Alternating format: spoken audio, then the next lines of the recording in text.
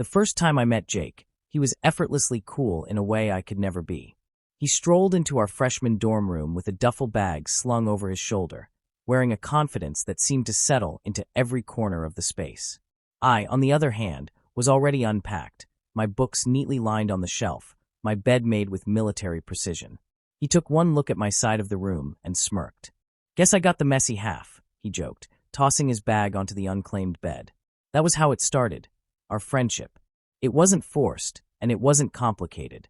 We just fit. Dorm room days and unspoken truths. For the next 2 years, we became inseparable. Jake was the kind of person who could talk his way out of trouble, while I was the one who planned ahead so we wouldn't get into trouble in the first place.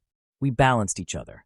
Nights were spent watching movies on my laptop, sharing takeout from the small diner across the street, and pulling all-nighters for exams we had both procrastinated on. But lately, something had shifted. It was in the way he looked at me when he thought I wasn't paying attention. The pauses in our conversations, the nervous energy that wasn't there before. And maybe, just maybe, I was looking at him differently too. I told myself I was imagining things, that I was reading too much into the moments when our shoulders brushed, or the times he hesitated before responding to my texts. Still, the uncertainty lingered. A night of confessions. One evening, we sat on the floor of our dorm, an unfinished pizza between us. Rain pattered against the window, soft and steady. Jake was quieter than usual, his usual easygoing grin absent. "Something on your mind?" I asked, breaking the silence. He exhaled, running a hand through his hair. "Just thinking about stuff." "Stuff," I repeated, prompting him to continue. "Yeah, you ever feel like you're living a version of yourself that's not completely real?"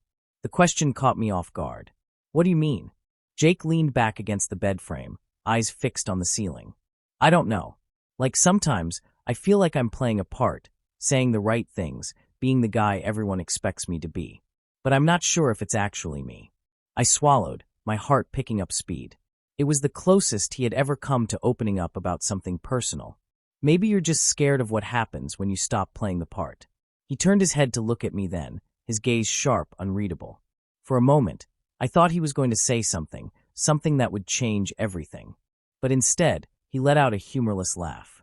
"Yeah, maybe." The tension in the air was thick, yet neither of us moved to break it. A shift in the air. The storm outside intensified, thunder rumbling in the distance. The dim light from my desk lamp cast shadows across Jake's face, highlighting the angles of his jaw, the curve of his lips.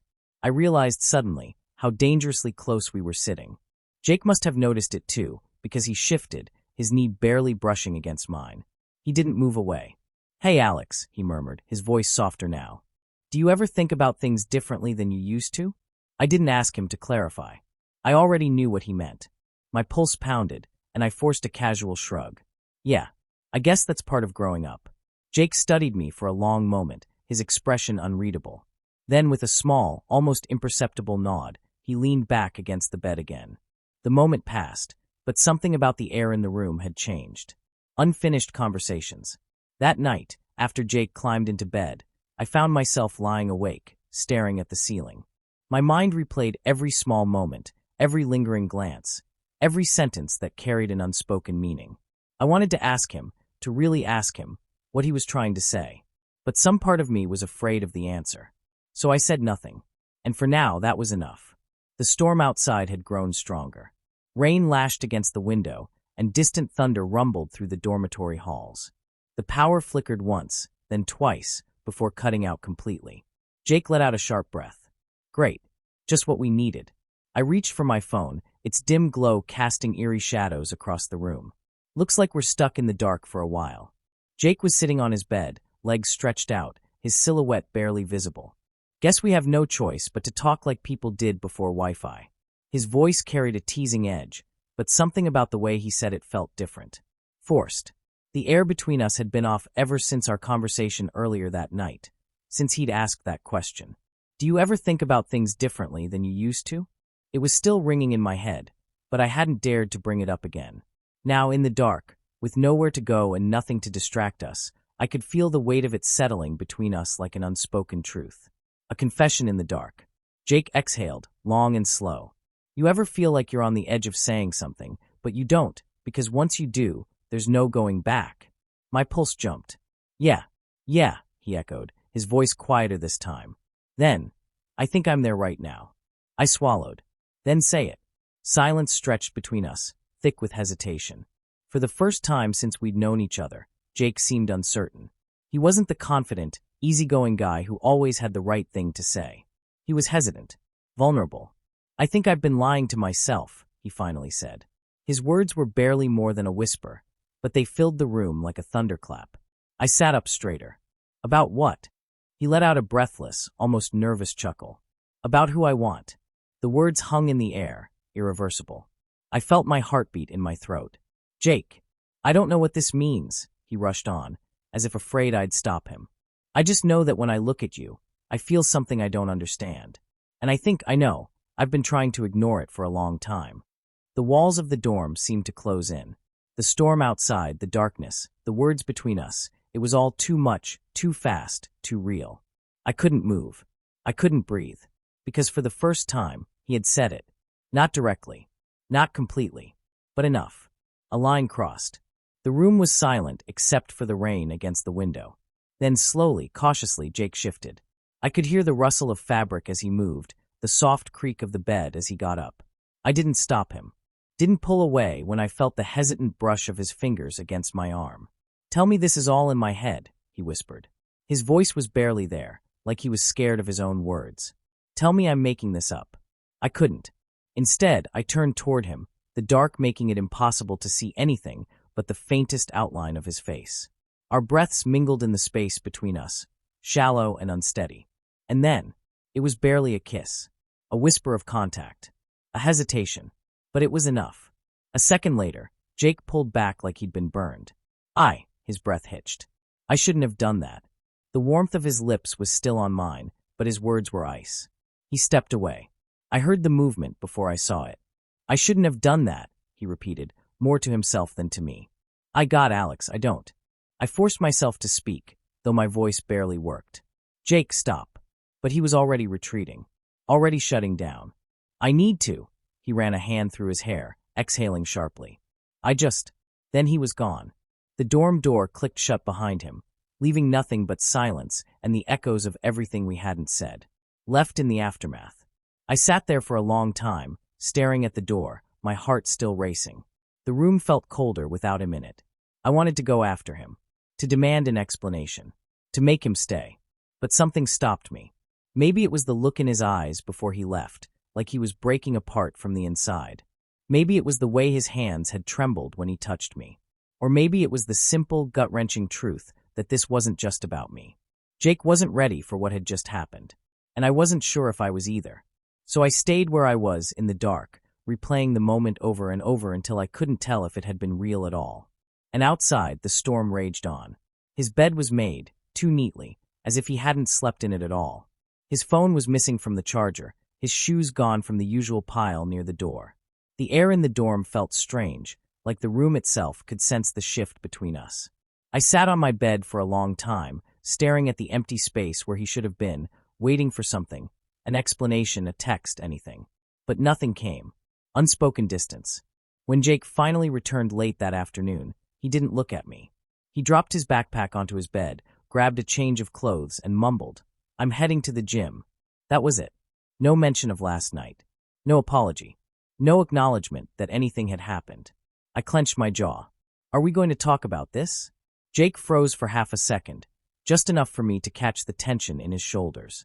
Then he forced a casual shrug. Talk about what? I exhaled sharply, frustration bubbling beneath my skin. You know what? Jake kept his back to me, pretending to sort through his bag. It was a mistake, Alex. I don't know what else to say. The words hit harder than I expected. A mistake. That's what he was calling it. I swallowed, my throat suddenly dry. So that's it? We just pretend it didn't happen. Jake finally turned to face me. His expression was unreadable, but his eyes, his eyes, were conflicted. I need to pretend it didn't happen, he said, his voice quiet but firm. For both our sakes. I wanted to be angry. I wanted to demand answers, to push him until he admitted what we both knew was true. But I saw the fear in his face, the way his hands clenched at his sides like he was bracing for a fight he wasn't ready for. And just like that, My anger faded into something else. Something worse. Because I understood. Jake was scared. And if I pushed him now, I'd only drive him further away. A cold war of silence. Days passed, then a week. We fell into a rhythm that wasn't really a rhythm at all. Two people existing in the same space, but never really speaking. We still shared a dorm, still crossed paths, still sat near each other in the dining hall when our friend group gathered. But the easy laughter, the late-night conversations, the quiet moments where we could just be, gone. Instead, there was this suffocating silence between us, full of things we weren't saying. And the worst part? Jake had found a distraction. The other girl. Her name was Emily. She was in our English class, all bright smiles and effortless charm. I had seen her before, but never like this. Never with Jake leaning in just a little too close. Never with his arm casually draped over the back of her chair. Never with him looking at her like she was the answer to something. It was forced. I could see that. But it didn't make it hurt any less. One night, as I walked past the dorm lounge, I spotted them together. Emily was laughing at something Jake had said, leaning into him like they were sharing a secret. His arm was around her waist. He saw me. And for a fraction of a second, something flickered across his face. Guilt, regret, something real, before he turned away, as if I wasn't even there. I didn't stop walking. I didn't let myself react. But inside, something cracked. Breaking point. That night, back in our dorm, the tension finally exploded. Jake came in late, smelling faintly of cheap beer and something else, perfume maybe. He tossed his jacket onto his chair and avoided my gaze, but I was done with the silence. "You don't have to do this," I said, my voice sharp. He sighed, rubbing a hand over his face. "Do what, Alex?" "This." I gestured vaguely, trying to find the words for something so much bigger than either of us. "Act like none of it meant anything. Act like you can just erase it." Jake's jaw tensed. "I'm not erasing anything. Aren't you?" I shot back. "Because from where I'm standing, that's exactly what you're doing." His eyes darkened. "You don't get it. Then make me understand." For the first time in days, he really looked asterisk at me asterisk. And God, I hated how much I still wanted him to. "I can't," he whispered, voice strained. "I can't, Alex. Because if I let myself, if I admit that night wasn't a mistake, then what happens next?" My breath caught. "What happens next?" I repeated. Jake swallowed hard, looking away. "I don't know." Silence filled the space between us. And then quieter, almost broken. "I'm not ready to find out." It was the closest thing to the truth he had given me. And it wasn't enough. I shook my head, stepping back like I needed the physical space to match the emotional one already forming. "I can't keep pretending this doesn't hurt," I said, my voice barely above a whisper. Jake flinched just slightly. But he didn't argue. Didn't try to stop me when I grabbed my hoodie and walked out the door. Didn't say a word when I left him behind. A wound left open. I didn't know where I was going. I just knew I needed air, needed distance, needed something that wasn't the overwhelming weight of him. Maybe I had been foolish to think we could just go back to how we were. Maybe I had been foolish to think we had ever really been just friends in the first place. All I knew was that Jake had been the one to cross the line between us. And now, he was the one pretending it had never existed. But some things you can't take back. Some things don't just disappear. And deep down I knew this wasn't over. Not yet. For days, I kept my distance. I threw myself into my coursework, spent more time at the library, and made a point of being anywhere but the dorm whenever I knew Jake would be there. Our friends noticed the shift, but no one asked questions, probably sensing that neither of us wanted to talk about it. And maybe that was true. Maybe I didn't want to talk about it, because talking meant reopening a wound that hadn't even begun to heal. But the thing about avoiding someone you live with? Eventually, you run out of places to hide. A tension that refuses to fade. It happened on a quiet Sunday night. Most of the campus was asleep, recovering from the weekend. I had been holed up in the library for hours, but when I finally trudged back to our dorm, exhausted and drained, Jake was there, sitting on his bed, staring at the wall like he was lost in thought. For a moment, I considered turning around and leaving again. But I was tired. Tired of walking away. Tired of pretending like this didn't matter. So I set my bag down, exhaling slowly. "Are we going to keep doing this forever?" Jake looked up, startled. He hadn't expected me to speak. "Doing what?" I let out a humorless laugh. "Really? That's how we're playing this?" His jaw tightened, but he didn't look away. I don't know what you want me to say, Alex. I want you to be honest with me. He scoffed. I was honest. And you walked away. I stared at him, heat rising in my chest. Because you made me. You kissed me, Jake. And then you acted like it didn't mean anything. He flinched, just slightly. Do you know what that felt like? I continued, voice sharper than I intended. To have you pull me into something and then run the second it got real. Jake exhaled harshly, running a hand through his hair. I didn't run. Didn't you? Silence. For a long time, neither of us spoke. And then, finally, so quiet I almost didn't hear it, Jake said, I was scared. The words hung in the air, fragile and exposed. I swallowed. Of what? His eyes met mine, and for the first time in weeks, they were open. Raw. Real. Of losing you. My breath caught. Jake let out a rough, bitter laugh. Funny, right? I thought if I ignored it, if I buried it deep enough, I could keep things the way they were. But all I did was ruin everything anyway. Something in my chest ached at the way he said it, like he had already decided we were broken beyond repair. I shook my head. You didn't ruin everything. He gave me a disbelieving look. Didn't I? Look at us, Alex. I did. And for the first time, I saw the truth for what it was. This wasn't just about the kiss. This was about years of unspoken things. Feelings we had both ignored, moments we had brushed off, something between us that had been building long before that night. This was about the fact that no matter how hard Jake had tried to pretend otherwise, we had never just been friends. And we never would be. The breaking point. I took a slow, measured breath. Tell me the truth, Jake. Do you regret it? He hesitated. And that hesitation was all I needed to know.